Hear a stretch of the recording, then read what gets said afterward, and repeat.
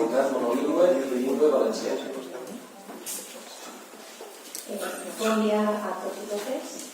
En primer lloc m'agradaria donar les gràcies a Taula per donar-me l'oportunitat de presentar el meu treball així i sobretot a Taula i a l'Acadèmia Valenciana de la Llengua per premi. Moltes gràcies.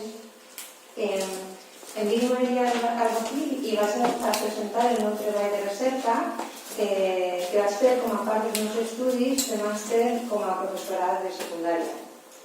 El treball està redactat en anglès, però avui, per a conveniència de tots, faré la presentació en valencià. El títol original del treball és A Comparative Study of Language Learning Difficulties and Language Learning Strategy Use in Valencian Monolingual and Bilingual EFL Learners. En valencià quedaria una cosa com estudi comparatiu de les dificultats i estratègies d'aprenentatge de l'anglès de l'alumnat monolingüe i bilingüe valencià.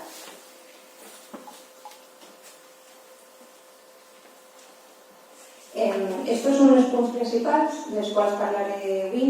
Primerament introduiré breument el treball, per què vaig decidir fer-ho i quines teories el suporten. A continuació faré una descripció general del projecte, la metodologia, les preguntes d'investigació, els participants. Seguidament veurem els resultats que estan dividits segons les preguntes d'investigació i finalment exposaré les meves conclusions i les indicacions docents que té la meva investigació. Bé, avui en dia crec que molta gent, o com a mínim crec que tots els que estem així avui, estem convençuts de la importància que té parlar més d'una llengua, els múltiples beneficis que té, sobretot quan parlem de xiquets i sobretot a l'hora d'adquirir una tercera llengua, com seria el cas de l'anglès, el francès o l'alemany, així a la Comunitat Valenciana. Bé, això és un tema molt actual, com hem dit abans. La pròpia Conselleria d'Educació està fent un esforç molt gran per implantar un sistema plurilingüe així a la comunitat. O sigui que és un tema que és actual, a banda d'interessant. Aquestes concepcions, que estan cada vegada més acceptades a la societat, estan basades en una sèrie de teories.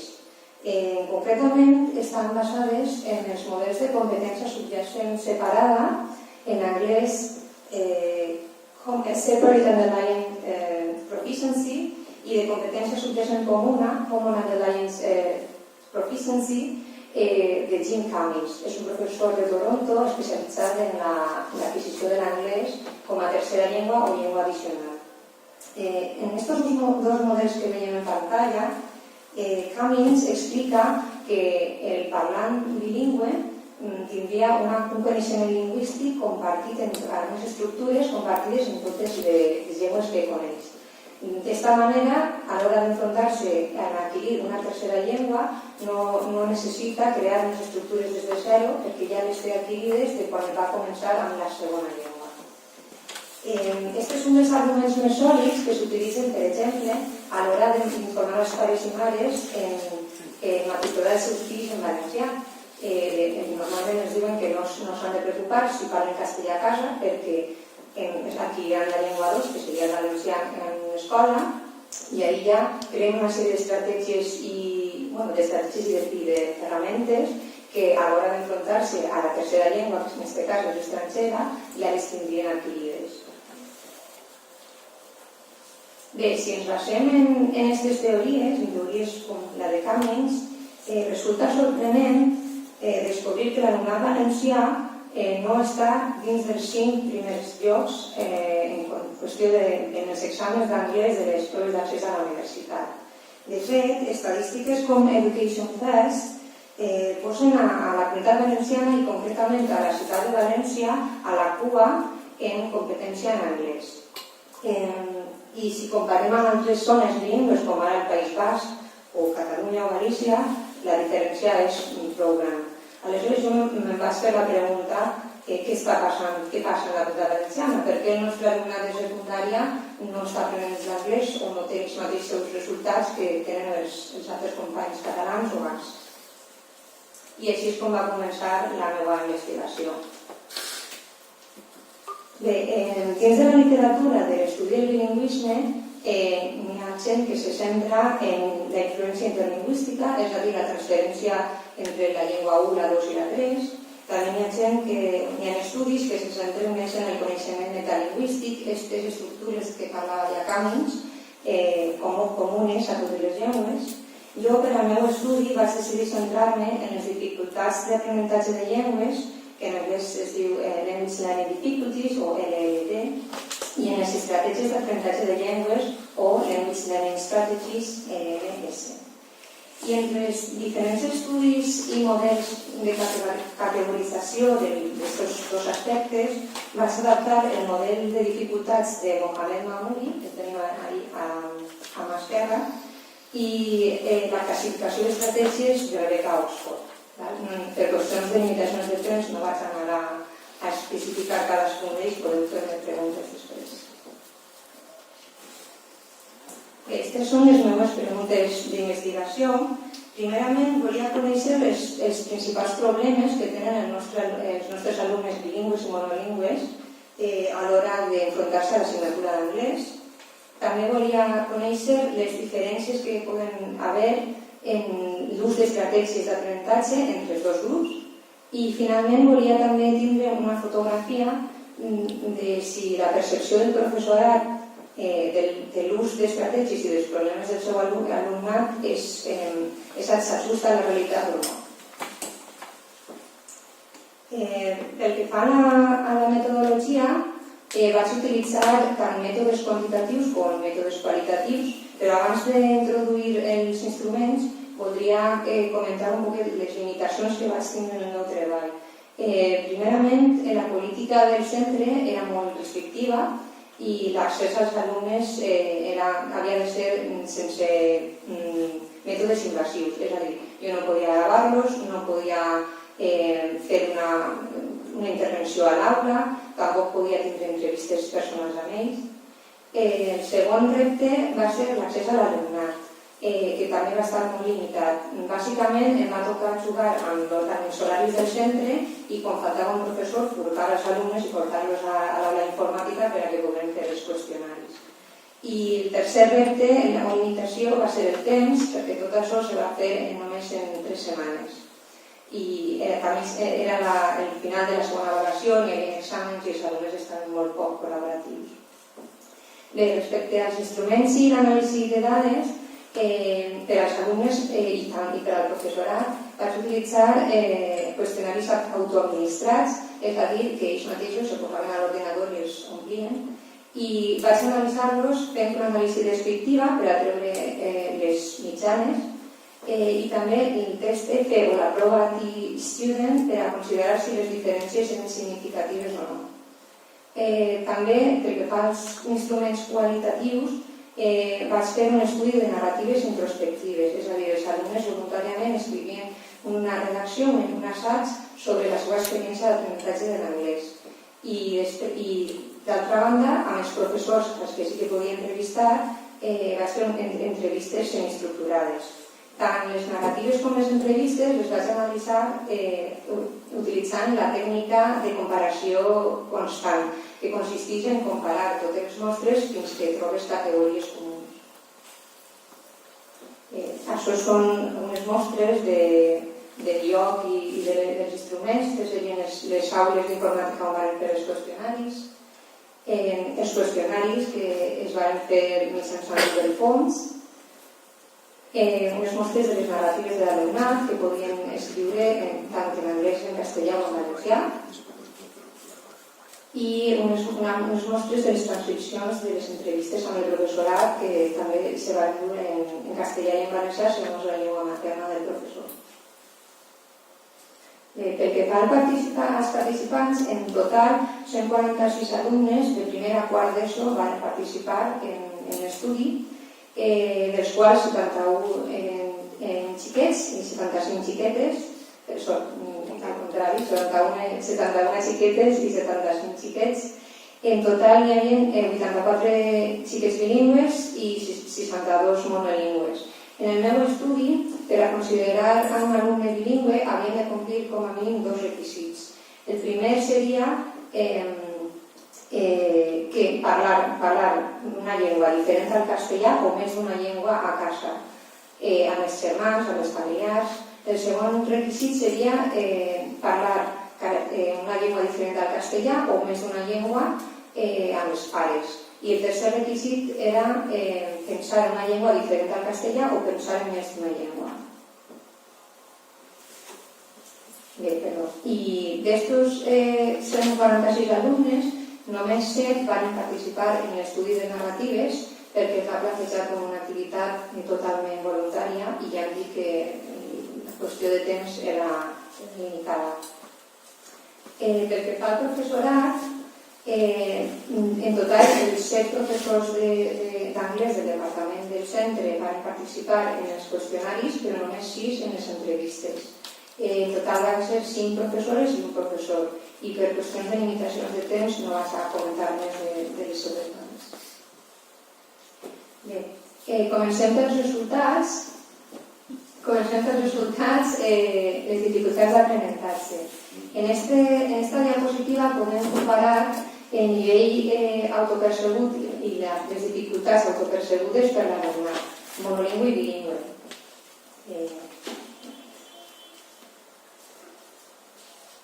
Bé, com podem veure, no n'hi ha moltes diferències significatives entre els dos grups. Els dos van marcar les destreses productives, l'expressió oral i l'expressió escrita, com les més difícils per a ells. En la categorització de la classificació de dificultats entre els dos grups, sí que podem veure que els dos, tant els monolingües com els bilingües, van marcar dificultats lexicosemàntiques, cognitives i d'argumentació com les més habituals. I també coincideixen en dificultats gramaticals, no ser capaç de pensar en la llengua estrangera i en dificultats de transferència cultural. Aquestes dades quantitatives estan validades per les narratives, l'estudi qualitatiu, on la majoria d'alumnes va parlar precisament d'això, de dificultats lingüístiques. Encara que una alumna sí que va comentar dificultats afectives i psicològiques, va parlar d'ansietat i fins i tot fòbia. Respecte a les estratègies d'aprenentatge, els estudis quantitatius, les dades quantitatives no van mostrar diferències significatives entre els grups monolingües i bilingües. Els dos van marcar, com podeu veure en pantalla, les estratègies cognitives i metacognitives com les més comuns d'ús. Això també està validat per l'estudi de narratives, on els alumnes sobretot van parlar d'estratègies cognitives o de compensació. I pel que fa a la percepció del professorat, sí que vaig observar diferències importants entre la percepció que tenien ells dels seus alumnes i les dificultats de l'alumnat i la realitat descrita pels alumnes. Com podeu veure en pantalla, els professors coincidien amb els alumnes en que les destreses productives eren les més difícils per als alumnes, però, per exemple, en dificultats sí que hi ha algunes de variants. Per exemple, els alumnes tenen més problemes amb l'expressió escrita del que els professors pensen.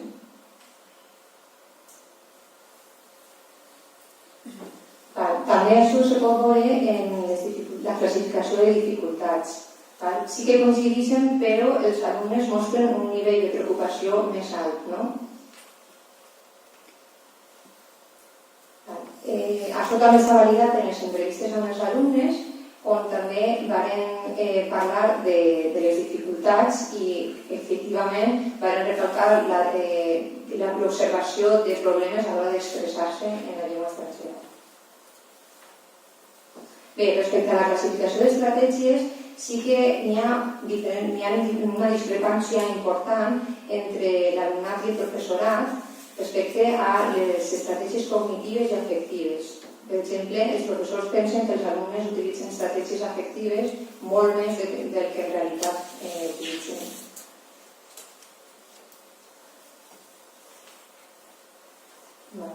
Així va ser important un descobriment que vaig fer en el qual el professorat donava importància a certes estratègies, per exemple les afectives, i després en les entrevistes, a l'hora d'ensenyar-les en classe o treballar-les amb els alumnes, no ho feien. Això va ser un descobriment més del treball.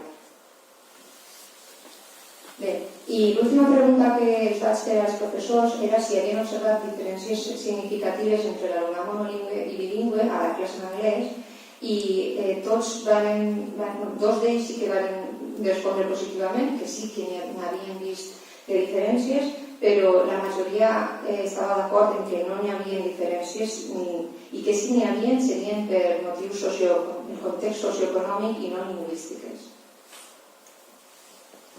Per qüestions de temps, les conclusions, com les hem comentat en els resultats, no cal repetir-les, que serien les respostes a les noves preguntes d'investigació. I passem directament a la meva conclusió i les implicacions docents que tindria el treball. Sí que m'agradaria, com hem vist, el meu estudi va ser molt limitat, en nombre de només un centre, 146 alumnes, i com el tema és tan actual i hi ha un interès molt important des de les institucions cap a un sistema plurilingüe i fer-lo realitat algun dia, sí que seria interessant fer aquest estudi a gran escala, a més d'un centre, més d'una comarca, i també seria interessant utilitzar mètodes més invasius i experimentals. Per exemple, protocols verbals, que vol dir donar una tasca als alumnes i que ells vagin comentant com estan enfrontant-se a aquesta tasca, o per exemple amb la recerca-acció. Agafes els dos grups d'alumnes, monolingües i bilingües, els expliques una sèrie d'estratègies i després d'un temps observes si les han retingudes de manera igual o diferent. També podríem tindre en compte altres aspectes com ara l'edat, la motivació i sobretot el context socioeconòmic. Crec que, per acabar, m'agradaria convidar a tots els professors de secundària, i l'ho inclosa, a tindre la iniciativa en investigar, fer investigació amb els nostres alumnes, primer perquè tenim acció directa a ells, i segon perquè poden sorgir projectes molt interessants. I sobretot no oblidar que l'objectiu final de tot això és millorar l'experiència d'aprenentatge del nostre alumnat i fer-la més personalitzada i més positiva. I ja per acabar, aquesta és la foto dels alumnes de quart d'ESO que van participar voluntàriament a les narratives en la seva festa de graduació, i moltes gràcies per la vostra atenció.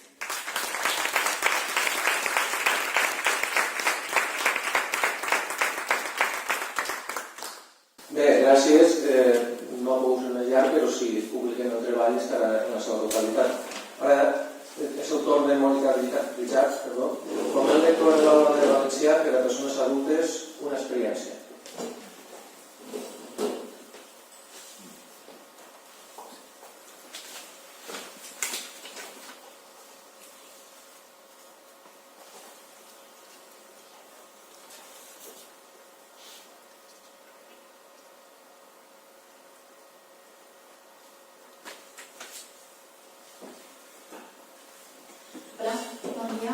Gràcies a tots per estar així, gràcies a la taula de filologia per l'oportunitat de presentar el treball i també per premi.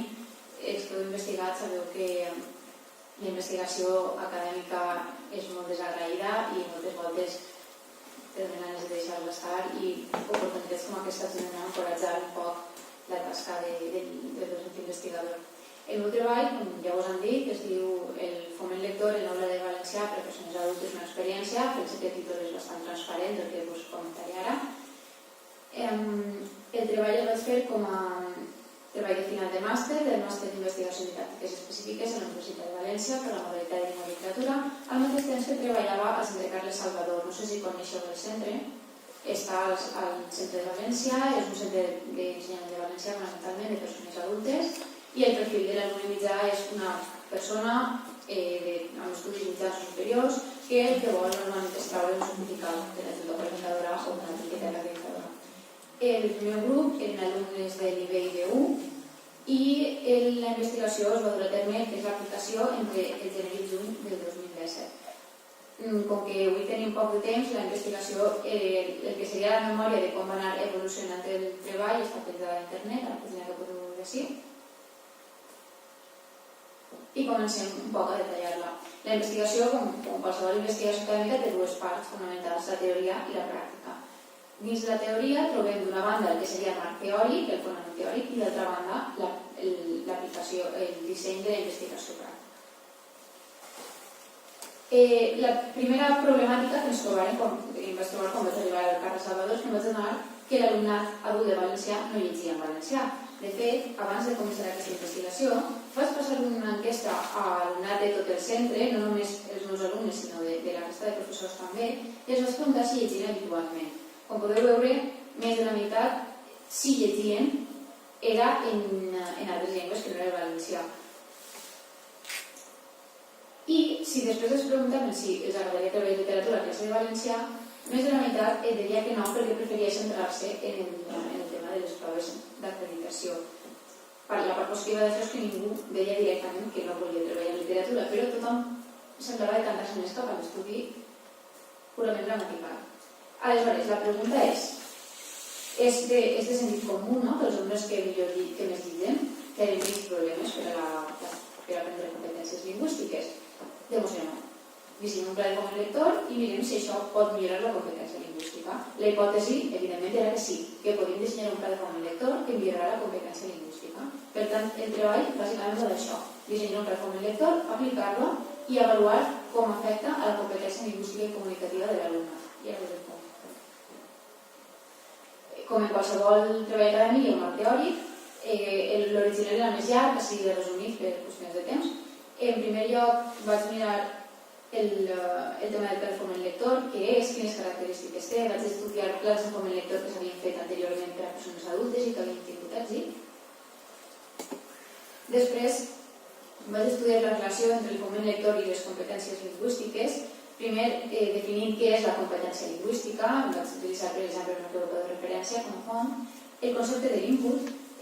Sabeu, l'input és la llengua que rep l'alumnat i no tota esdevé intake, és a dir, no tota la llengua que reben l'assimilen. Per tant, moltes vegades necessiten rebre més input per a que alguna cosa de tot això que han llegit o que han escoltat se'ns quedi. Llavors, està el tema de l'input desviat. Normalment, quan se fa referència a l'input desviat, parlem, per exemple, de quan parlem amb un xiquet o amb una persona nouvinguda, de com desviem la manera de parlar perquè ens entenga. Doncs no conjuguem els verbs, o utilitzem lèxic molt més senzill.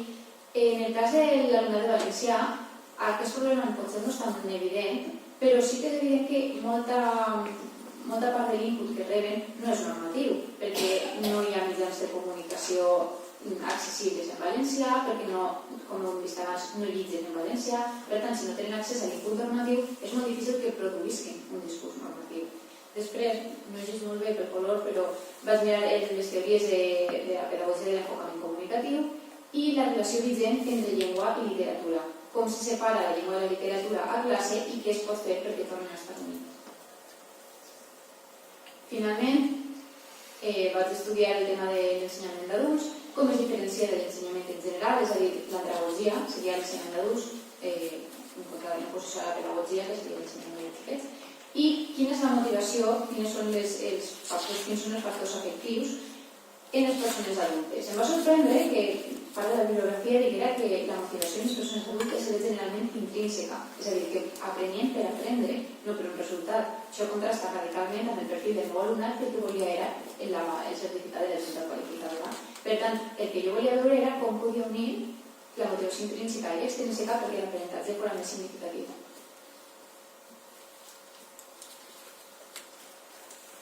Quant al marc metodològic, en 3 pinzellades, l'enfocament és qualitatiu. La meva mostra era de 10 alumnes a classe, més uns 10-12 alumnes a l'altra classe que després veurem, per tant no era una mostra representativa per un treball quantitatiu. Em vaig basar en la investigació-acció, vaig dissenyar un pla i el vaig aplicar i vaig analitzar els resultats. I el mètode era descriptiu-avaluatiu. Fonamentalment, el que vaig fer va ser seguir un grup de control, la meva classe de 10 alumnes, el grup A, avaluar la correlació entre l'aplicació del pla de foment lector dissenyat i la competència lingüística i contrastar, per a poder avaluar com han progressat, contrastar aquesta competència lingüística amb la d'un altre grup del mateix nivell, de les mateixes característiques, en què no s'havia aplicat el pla de foment. Bé, la investigació, el disseny de la investigació, el pla de foment lector consistia en 4 crides i estava organitzat com una mena de concurs. Hi havia 2 equips a classe, de 5 membres cada equip, i tenien unes crides. Aleshores, per respondre les crides guanyaven punts. Hi havia punts per fer tuits en valencià i sobre el tema demanat, i hi havia punts per fer activitats de redacció o de lectura o d'expressió oral a la classe. Allí estan els punts que se guanyaven per cada activitat, no ens detindrem en això, i sí que els continguts lingüístics eren diferents per a cada activitat, estaven adaptats sempre dins del nivell B1, però els objectius lingüístics eren els mateixos per a totes les activitats. Jo crec que són coses de nivell B1, conjugar els verbs irregulars i els irregulars en estos temps verbals, conèixer el lèxic de la vida quotidiana, els pronoms de les directe, indirecte i la combinació binària, tot ajustat al que es demana per a nivell B1. Tot això és la teoria, però què va passar després en la realitat? En el treball original hi havia una memòria de tota l'activitat, però ens centrarem sobretot en les conclusions. L'eina d'avaluació és aquesta, el pretest i el posttest. El pretest és el que es va passar abans de començar el pla de foment lector i el posttest es va passar després. Com veieu, són idèntics pràcticament en el format. L'única cosa que canvia són les paraules, perquè no tingueren ja la idea de fer-lo com en la primera intervenció, és a dir, perquè haguem de treure novament les competències lingüístiques, però l'estructura era la mateixa. Preguntes fàcils d'avaluar, perquè havia de ser tan objectives com fora possible, i al final una xicoteta redacció que va ser molt reveladora després on els resultats. A més d'això, es va expressar un qüestionari de percepcions sobre com pensaven que els havia afectat el pla de foment lector, quina predisposició tenien a treballar la literatura a classe abans i després del pla de foment lector.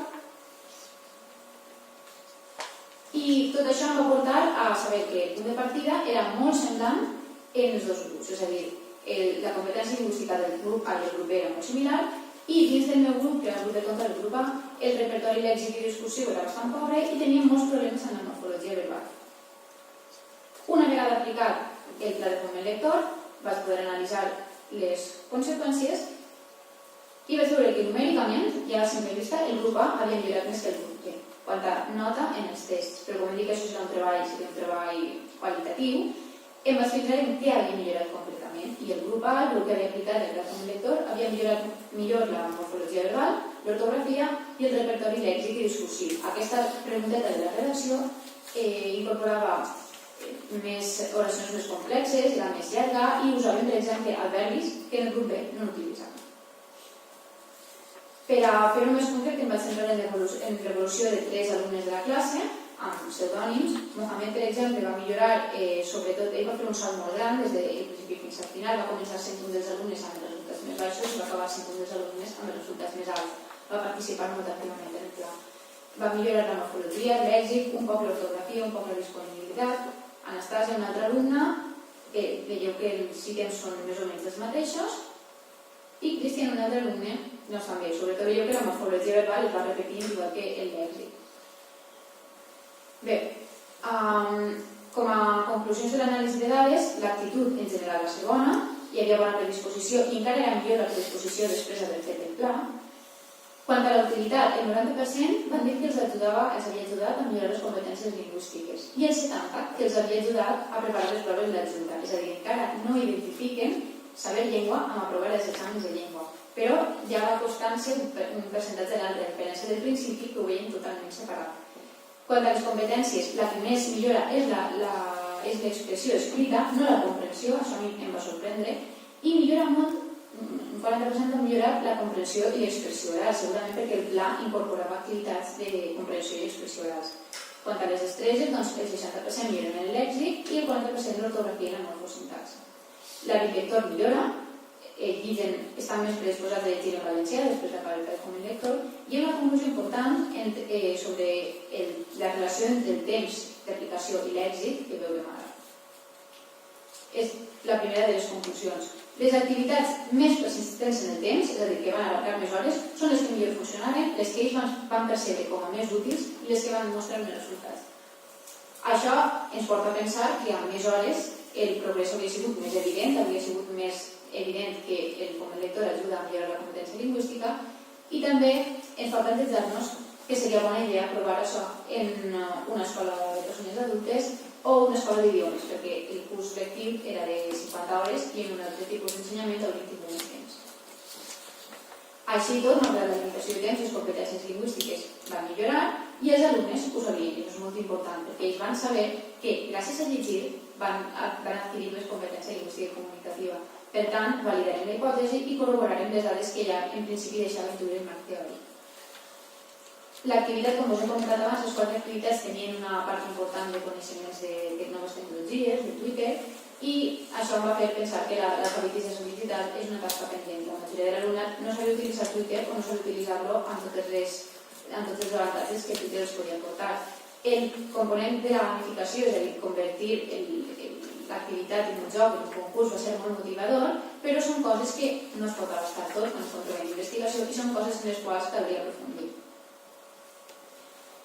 Finalment, està tallat, però una de les preguntes és que se va quedar pendent si s'havia millorat la competència oral, perquè només havíem vist un poc la competència d'expressió oral, però no s'havia pogut, en el test, no s'havia pogut analitzar.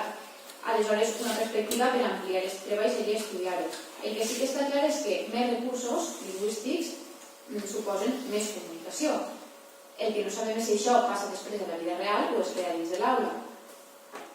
La qüestió és que hem encetat un camí, sabem que anem per un camí, però això s'ha de seguir. I res més, això és la conclusió del treball.